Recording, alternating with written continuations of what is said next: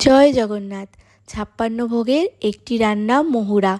যারা এখনও ট্রাই করনি মহুরা, এত কম মশলায় এত সুন্দর একটা রান্না, তারা কিন্তু বাড়িতে অবশ্যই ট্রাই করো। এখানে সবজিগুলো সবটাই প্রায় ডুমো ডুমো করে কেটে নিয়েছি।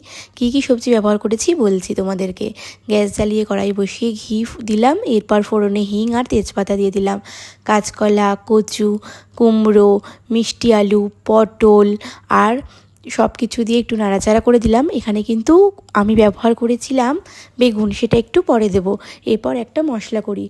এখানে ভালো করে আদাটাকে থেঁতো করে নিলাম। এই দিকে গোটা গোলমরিচ, জিরে, ধনে, মৌরি আর একটা দারচিনি, শুকনো লঙ্কা ভালো করে বেটে নিলাম। তোমরা চাইলে কিন্তু এটা ভেজে গুঁড়ো করে নিতে পারো। এরপর বেগুনটা দিয়ে অল্প একটু নুন, থেঁতো করে রাখা আদা দিয়ে নাড়াচাড়া করে নিলাম। এরপর দিয়ে দেবো এখানে হলুদ আর যে মশলাটা বেটে নিলাম শিলনোড়ায় সেটা, সামান্য জল দিয়ে আর নারকেল কোড়া দিয়ে আবার একটু নাড়াচাড়া করে বেশ খানিকটা জল দিয়ে দেবো, দিয়ে ঢাকা রেখে দেবো। দিয়ে দিয়েছি এখানে গুড়। তোমরা চাইলে মিষ্টির গুড়ের পরিবর্তে চিনিও ব্যবহার করতে পারো। নারকেল কোড়া দিয়েছি। ভালো করে ফুটে উঠলেই রেডি এই মহুরা।